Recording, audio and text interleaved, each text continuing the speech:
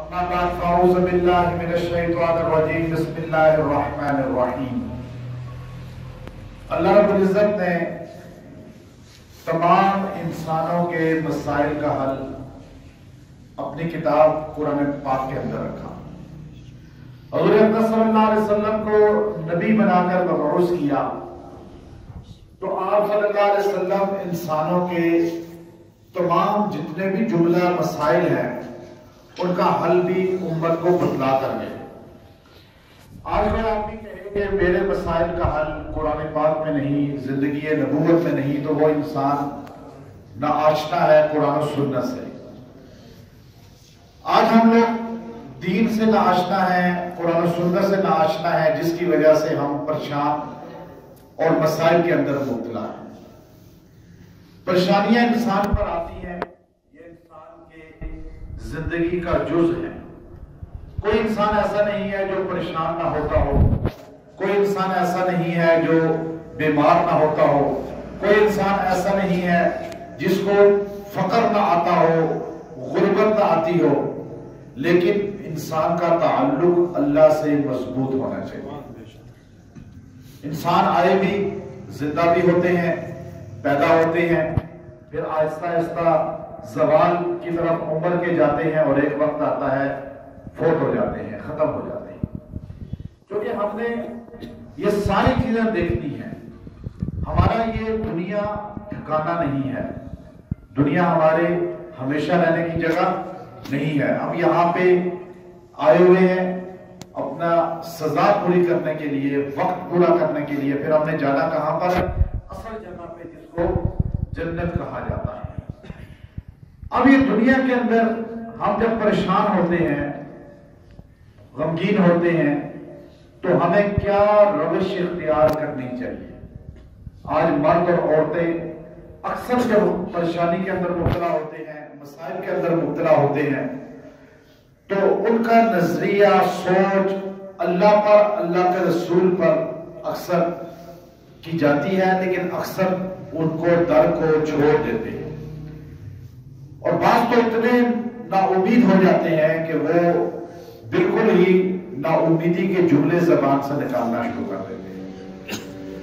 حضرت اسما بن اسقر رضی اللہ تعالیٰ عنہ صحابی ہیں، جب وہ بالکل پھنس گئے، جنگ ایران میں جنگ ہو رہی تھی صحابہ کرام کی کفار کے ساتھ، اور 6 لاکھ کے اندر پھنس گئے چند ہزار لوگ، یوں نرغے میں آ گئے، تو صحابی رسول نے اسی لمحے اللہ کے سامنے آوازاری شروع کر دی۔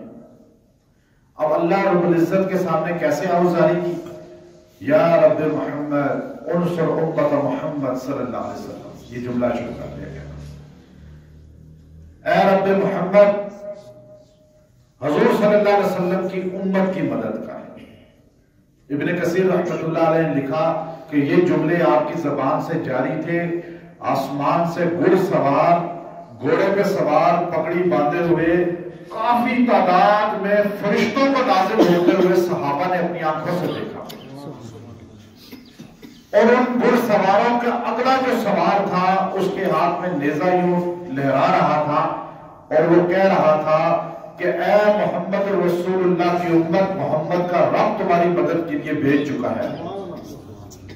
اب دیکھیے نا، یقین تھا صحابہ کا۔ آج ہمارا یقین کمزور ہے۔ میں آپ کو ایسا عمل ایک مختصر بتانا چاہتا ہوں ابھی، جس کی وجہ سے انسان اللہ کی مدد کو کھینچ لیتا ہے۔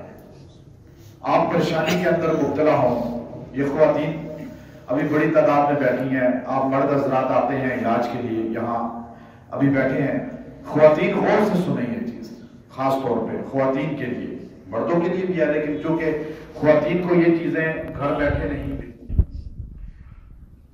اتنا مختصر عمل ہے کہ نبی علیہ السلام کے روزہ اطہر پہ جب آپ جائیں گے تو آپ حضور کے روزے کی جاریوں پہ وہ لکھا ہوا پائیں گے۔ آج بھی ریاض الجنہ حضور علیہ السلام کا روزہ پاک، اس کی دروازے کی جالیوں پہ یہ الفاظ کندہ ہیں لکھے ہوئے۔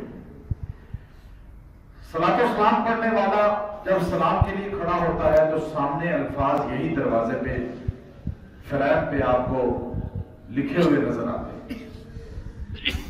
بڑا مقدس الفاظ ہیں، بڑے طاقت والے، اسم اعظم والے الفاظ ہیں. پریشانی کے اندر انسان یہ پڑھ کے دعا کرے، دعا سے پہلے اس کو پڑھ لے، دعا انشاءاللہ مضبوط قبول ہو جائے. یہ الفاظ پڑھنے والا اگر 100 مرتبہ روزانہ ان الفاظ کو ادا کر لے گا، اللہ تبارک و تعالی اس کے لیے نور زمین سے آسمان تک پیدا کر دیتے ہیں. اب نور کیا چیز ہے کہ وہ آدمی آسمان والوں کو سورج کی طرح چمکتا نظر آتا ہے. حدیث میں آتا ہے جو یہ الفاظ 100 مرتبہ روز پڑھتا ہے، اللہ اس کو قبر کے عذاب سے بچا لیتے ہیں. حدیث کے الفاظ ہیں یہ. حدیث میں آتا ہے جو انسان ان الفاظ کے ساتھ دعا کرتا ہے، دعا اس کی رد نہیں ہوتی. سرکش جانور ہو یا بچہ ہو جائے سرکش، بچے کے سر کو پکڑ کے، سر کے بالوں پہ ہاتھ رکھ کے یا ہلکے سے پکڑ کے بھی اس طرح 33 مرتبہ ان الفاظ کو پھونک دیں، وہ آپ کا تابعدار ہو جائے گا. میاں بیوی کے اندر ناچاکی ہے، آپس میں ایک دوسرے کے ساتھ ہمہنگی نہیں ہے، تو ان الفاظ کو کھانے پینے پر 11 مرتبہ دم کریں، میاں بیوی کو کھلا دیں، بچوں کو کھلا دیں. عدالت میں جا رہے ہیں، کیس ہے، ان الفاظ کو پڑھتے پڑھتے جائیں، وہاں پڑھتے رہیں دل کے اندر. پیپر دینے جا رہے ہیں، پیپر کو شروع کرنے سے پہلے اس کو 11 بار پڑھ کے سینے پہ پھونک کے پھر پیپر کو پڑھیں. اور اس کے اتنے فضائل ہیں جو مختلف اکابرین امت نے متفرق طور پہ کتب کثیرہ کے اندر اس کو جمع کیا. وہ الفاظ اتنے آسان ہیں، اتنے آسان کہ آپ کو 1 منٹ میں یاد ہو جائیں گے. وہ الفاظ کیا ہیں؟ لا الہ الا اللہ الملک الحق المبین. پڑھیے آپ، کون سا ہے؟ کوئی مشکل ہے؟ اب دیکھیے، لا الہ الا اللہ الملک الحق المبین. آپ 100 مرتبہ روزانہ پڑھ لیں، آپ کا رزق وسیع ہو جائے گا، عزت میں اضافہ ہو جائے گا، حاسدین سے بچ جائیں گے، شر والوں سے بچ جائیں گے، اللہ حفاظت میں لے جائے گا. کتنے آسان ہے. اور قبر کا عذاب سے بچا لیے جائیں گے. یہ وہ مختصر اعمال ہیں جس میں خاتمہ بالایمان بھی ہوتا ہے اور عذاب قبر سے بھی، چونکہ اس میں کلمہ بھی ہے اور ساتھ اللہ کے نام قدرت والے بھی شامل ہیں. اللہ ہم سب کو عمل کی توفیق عطا فرمائے. وآخر دعوانا ان الحمد للہ رب العالمین.